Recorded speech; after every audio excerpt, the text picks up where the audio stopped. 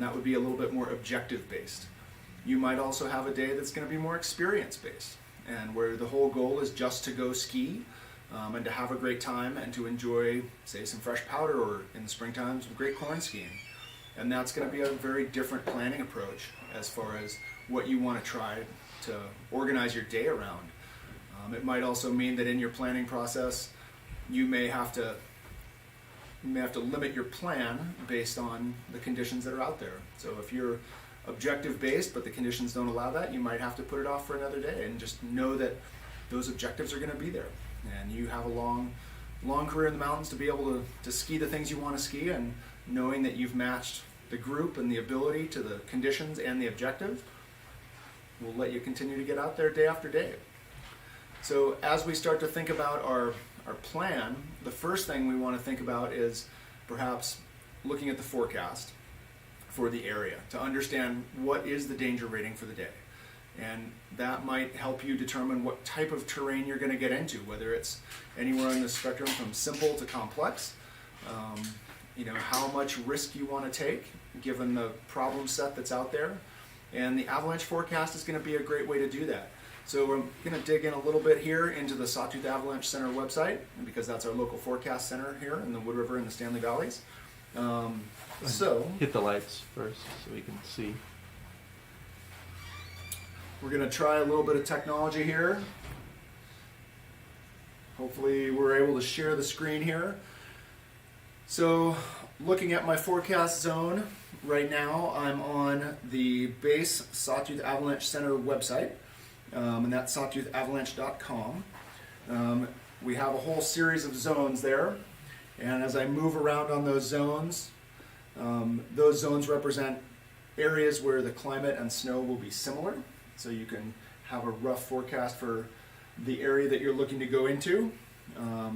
In this case, we can see the yellow is going to indicate a moderate danger, and if you look on the right hand side, it says go to forecast. So I'm going to click that button, and then I'm going to click the forecast zone for Galena Summit and Eastern Mountains. The way the forecast is going to be organized is I'm going to be able to see a very quick bottom line up front, and then as I scroll down on the page, we start to see a little bit more in depth, start to talk about our avalanche problems and our forecast discussions, and the further you read into this, the more information you're going to have. So I've got my idea that things are moderate out there. I've read through my whole forecast. Down at the bottom, I also have weather. So trying to think about whether or not there's going to be snow coming in. Is it jumping on your screen? Not jumping. Oh, technical difficulties. Technical difficulties here. Screen freeze. So I'm still panning. Huh. Sorry, y'all. There we go. All right, we're back. Technical difficulties being solved. So as we scroll down through the forecast discussion, we then get into weather. And then at the bottom, if you want to go a little bit deeper to know in your planning what kinds of things you might want to have in your pack, you can click on the weather forecast, and it's going to give you a much more detailed forecast of everything you're looking at.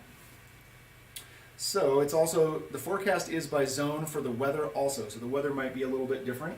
So being able to look at that forecast might determine whether or not you're going to throw an extra set of gloves in your pack, whether or not your clothing involves a hard shell that day. Hopefully it's snowing enough that you'll need a hard shell out there. As you start to think about weather a little bit further, if you're trying to dig a little bit deeper, you can go to the top of the website, and then on weather, you have weather forecast. You have a weather station map, which is kind of a cool way to look at the things on the day of, because on the weather station map, you can actually pull up a weather station for the area that you're looking to go to. And all this is accessible on your mobile device as well. So whether you're using some sort of a tablet or a phone, the website's been updated so that you can actually use these on a phone, so you don't necessarily need to be on a computer. As long as you have cellular coverage, you're going to be able to access these tools. And each of the blue dots represents a weather station. The small videos represent a webcam, which might actually give you an actual on-the-ground picture of what's going on that morning as you're looking to set up your tour. The other thing that the weather has is it has the storm totals, and those are good if we have a big storm cycle coming in. We're able to see how much snow has come in by area. But we can also go down to weather tools, and this just gives us a whole series of tools to be able to look at the weather to start planning out our day.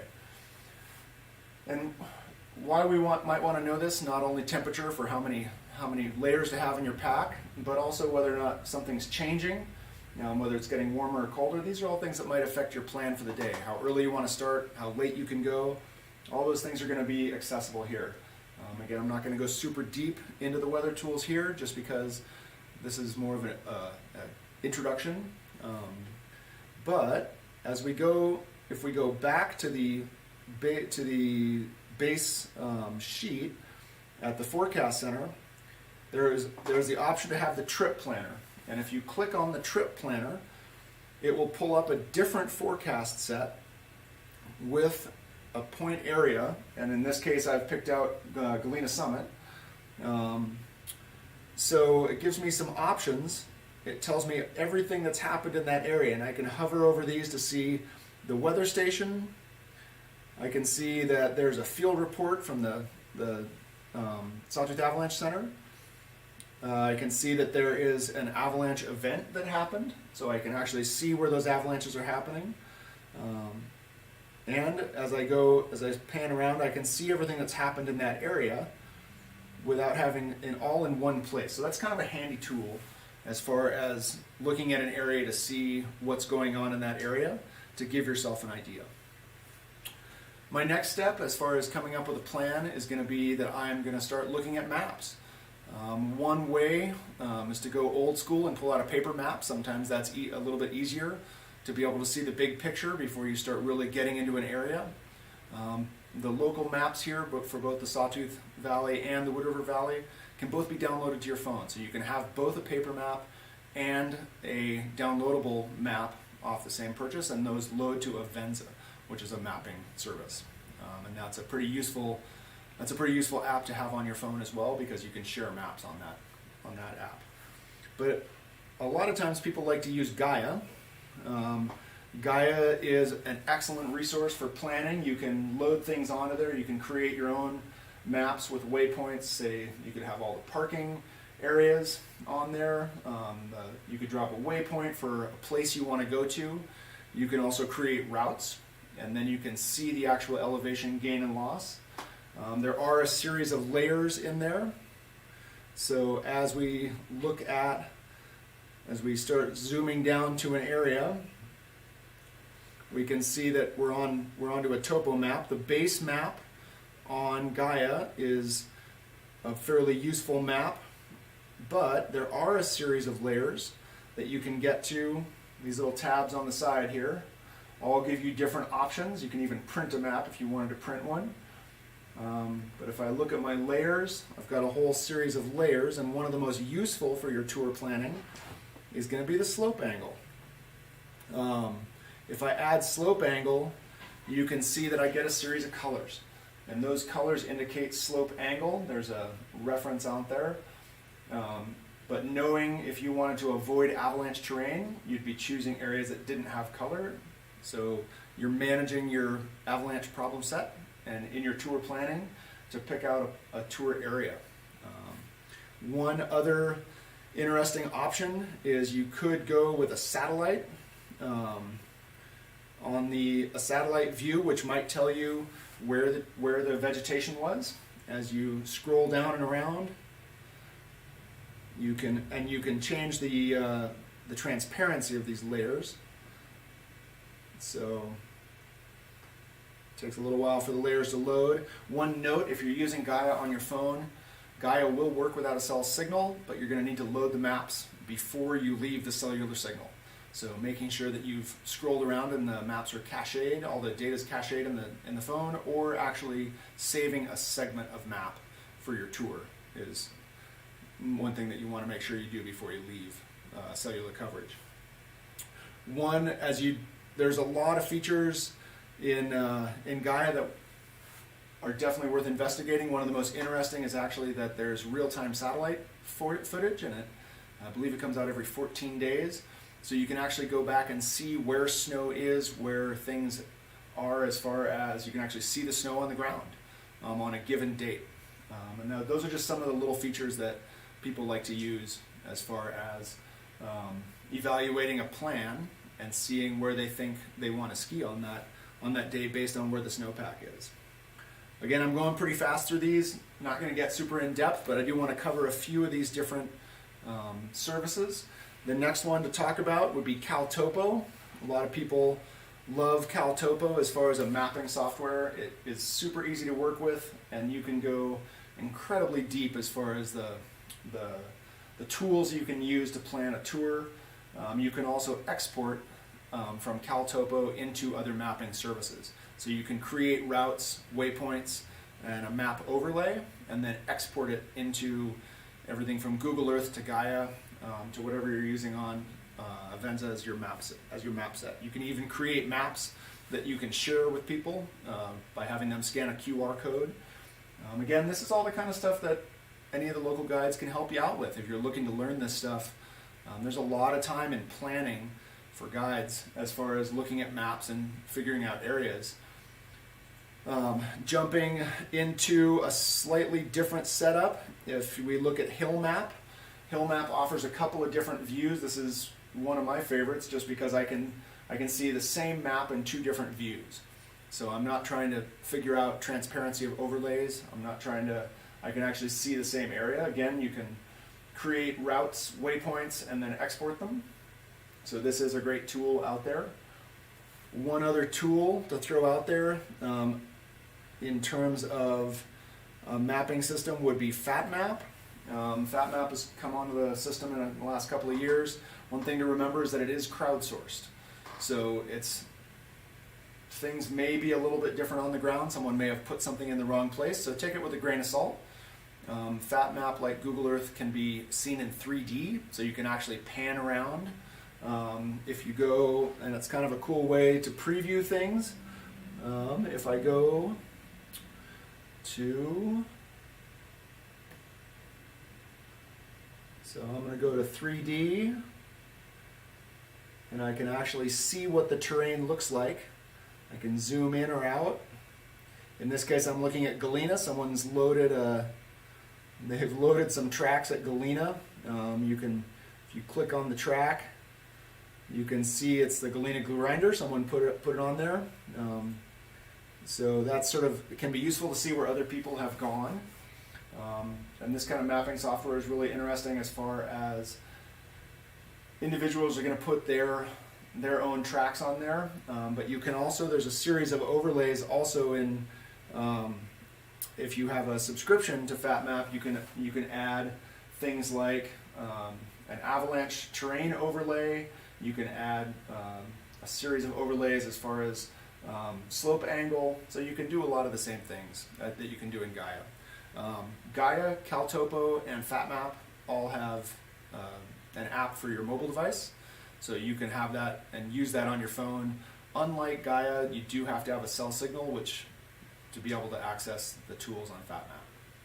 So as we go a little bit deeper into these maps, one thing for people to think about is that figuring out what system you like and understanding how it works is pretty key in all these areas. So there are a lot of overlays for both CalTopo, FatMap, and Gaia. Some of them have, say, a public-private land overlay. There are search and rescue overlays. There are overlays as far as vegetation or hunting. So there's all kinds of stuff as far as planning your route and getting out there. One thing I would definitely look at doing is, as you're searching through all these maps and figuring things out, if you're using some kind of a GPS watch, a lot of these services like Suunto or Garmin often offer a heat map function. And if someone has their watch turned on, it downloads the track. You can't tell who it was, but you can see where people have been using stuff. This is similar to using an app like Strava to look at people's past tracks. to get an idea of where a lot of people have been. So if you're trying to figure out if someone's been in an area or a zone, or if that area is heavily used, that's a great way to figure that out. And those heat maps are available through a lot of the GPS providers like Suunto or Garmin.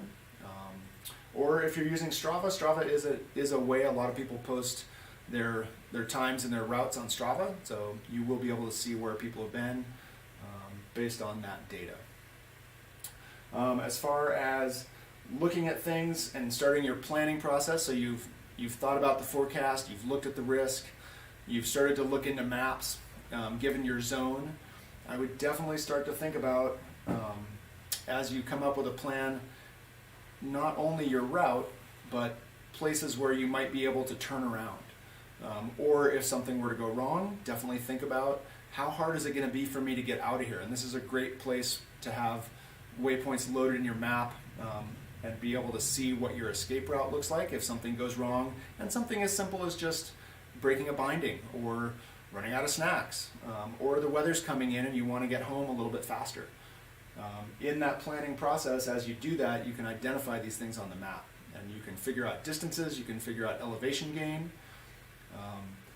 As you start to look at elevation gain and distance, one trick is to use, there's a system out there called a Munter rate. And if you're unsure about how long something is going to take, if you look online, you can find a Munter rate calculator. There's one for a mobile device called Guide Pace, which is useful. You plug in the distances, what your mode of travel is, and it calculates an approximate time. So that's a useful baseline as far as figuring out how long is it going to take me to get through an area, to work through either up or down. It calculates different rates of travel for up or down, and it can give you an idea that way. In your plan, you know that you wanted to turn around by 3 o'clock to make it back to the car by 4. Well, if you're behind at a certain point, you can modify your plan to make sure that you get home on time, and you're not out there with a headlamp, unless your goal is to be out there with a headlamp. So as far as your planning, we also think a lot about what's in our pack as far as emergency gear. And we all often think about emergencies in having trauma, but we might run into something where we just ran out of time and it got too dark or we got lost. So having something in your pack to be able, if you're going to be pretty far out there and it's not a simple terrain to get out of, making sure you have enough stuff in your pack to be able to stay warm through the night, or at least survive through the night. Having some sort of a communication device in your pack. We don't have great cell coverage here. One of the cool things with Gaia is that they have an overlay for cell phone coverage. So I can actually see where the cell phone coverage is anticipated to be effective. So if you're not going to have cell coverage, how are you going to talk to people at home? How are you going to let people know that you're just running a little bit late because you wanted to ski an extra lap? So something like a Garmin InReach or a Spot is a great option as far as having communication. A lot of people use radios. In your planning process, the radios might be something as simple as just being able to talk within the group. How are we going to communicate? And do we need a radio to be able to talk from the group to the outside? Idaho's pretty remote in a lot of places. It doesn't take very far to get outside of cell phone coverage. So knowing how you're gonna talk to people is fairly important, especially if something were to go wrong. And something going wrong can be as simple as, it's just taking you a little bit longer and you don't want people to worry back at home, and having that plan. So finally, in your planning, as you run through your planning process, it's always nice to know what time you expect to be home and where you're going to go, and having someone else know that. So in your planning process, you figured out where you're going to go, you figured out how long it's going to take, you've managed your group effectively, but having someone else know what that plan is useful. So that way, if something were to go wrong, if we're talking about, you're late coming home, someone knows where your car is going to be parked, where you were anticipated to be, and also having the whole group know the phone numbers for each other so that someone could call from wherever they are to let people know that they're running late. So that's sort of a general overview of a planning process, keeping in mind that one of our goals as we come up with a plan is to manage the risk out in the backcountry. So not only having the flexibility to have alternates within your plan that accommodate your risk and avoid the hazard, but also understanding when you need to modify the plan. If you run into something that's different than you expected, being able to tailor that plan or have a plan B for coming out. And these are the kinds of things you want to plan for when you're at home, when everybody's sitting around and warm and comfortable, as opposed to out in the field. Most of us would advocate that we don't change our plans and suddenly do something that we hadn't planned for when the powder fever is high. Right now, especially here in the Sawtooth area, we have a pretty high persistent problem, and there's a lot of snow that looks really good, and it's pretty tempting. So coming up with our plan of what we're going to ski and what we're not going to ski before we get there can be pretty key, because in the heat of the moment, people often change a plan to accept more risk, or change a plan without thinking about what risk they're taking on. And the ultimate goal is to come home so you can get out there and do it again. Right on. All right. Doug, could you take us through the example of, I'm a new to the area skier. My group is very unaggressive. We want to stay out of avalanche terrain. How would I use a tool like Gaia or Hill Map to identify potentially good areas for me to ski? Could you show us that? Yeah, so the easiest way to think about this is, let's fire up our technology here again. And I'm going to use Gaia as an example, because that's one that's fairly common in the area. I will note that the base maps for Gaia are a little bit limited, and having a subscription to Gaia will give you access to a lot more tools as far as your planning, as far as when you're out there. So in this case, I'm going to pick, for example, I'm considering I've got my group. We're not super aggressive, but we would like to get out there. We've heard that Prairie Peak is a pretty good place to go. So I've identified where Prairie Peak is here on the map. There's Baker Creek. We're moving on up. Heading north. We've got some parking, trying to figure out where I'm going to go. Just scroll around here. So I've noticed that there seem to be a fair number of Anderson Creek. We've got Anderson Creek parking. Probably going to go a little further north. And a lot of times there are assets out there as far as maps and so this is a good example here. Got some, that looks like a parking area there.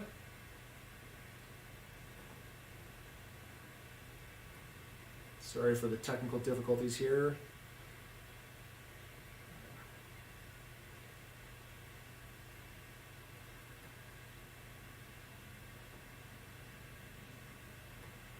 So I'm scrolling around, and it seems a little confusing. I've got a bunch of different layer options. So one thing I might do is I'm going to go to my layers, and I'm going to keep things simple. So I'm going to take the satellite off, and I'm going to look. Now I'm looking at a base topo map with a slope angle, and remembering that I wanted to stay out of avalanche terrain was my original plan. So it looks like there's a lot of red here. And as I'm thinking about this, it looks like I might want to reevaluate my original plan. So I'm going to look at Galena Summit, because I'm just seeing a lot of red in there, and I don't think I want to try and manage that. So I'm changing my plan now as I'm looking at things, just trying to think about terrain that I can manage as a group. And here I'm looking at Galena Summit. I can see that looks like there's a lot of steeper terrain to the south of Galena Summit. But if I start to look to the north of the pass, looks like there's a lot of terrain out here that I could probably manage. I've only got a small amount of steeper terrain. So now I've got a lot of options, and I can come up with a plan for using a lot of this sort of less hazardous terrain,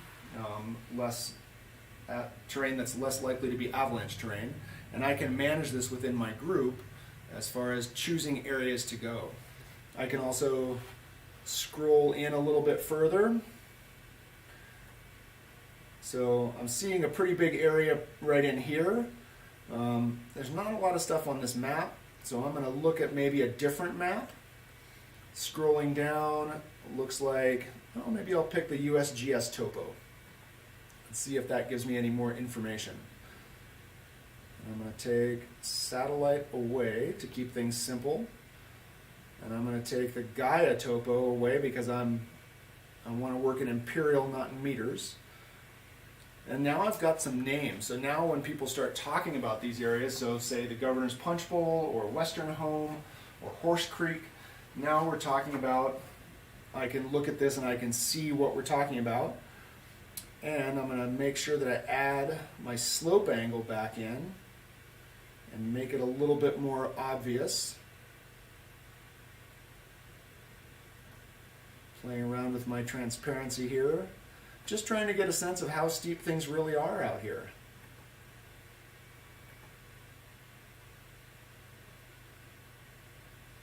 And you can see, I'm trying to be able to see the topo lines and the map. But now I've got a pretty good area in here where I think I can see where the steeper stuff is. I've got enough of an idea. So now I have an area that I'm looking at. And I can say, well, looks like there's a parking area right here. So now I've got my whole area and zone, and now I can start to create a route within that area. So I've looked at the hazard, I've looked at the avalanche danger, and I'm trying to manage my group into this area that looks like it has a lot of sort of gentle skiing in it. Doug, are there limitations to the software as far as identifying avalanche hazard or slope angle? Yeah, so a lot of the slope angle is based on a grid reference. So it's based on a square on the ground.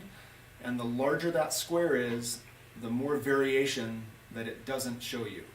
So if you're using something that has on slope angle, let's see if they tell us here. Looks like they give you the disclaimer. And I believe it's on, this one is on a 10-meter grid. So imagine a 10 by 10 grid, and each pixel on there is going to be on that 10 by 10 grid. So understanding that there may be significant variation out there, and when you get out there, remembering to pull out your slope meter or use to sort of look at things, and if something looks steeper than you anticipated, then there might be some inaccuracy in the data, or it might not be accommodating that. And so avoiding it is also up to you out there. Like if you, as your group, say we're going to avoid steeper terrain over 35 degrees, and we know that generally that should be in red, just because it isn't marked that way in Gaia doesn't mean that it couldn't exist out there.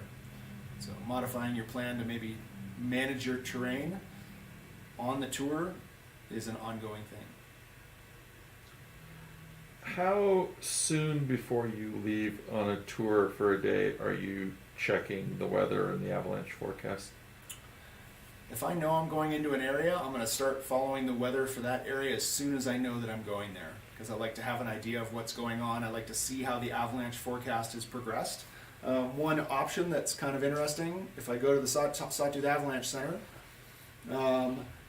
let's say I want to see in my, I want to look at a weather station map, because I'm trying to figure out if I should ski up on Galena Summit.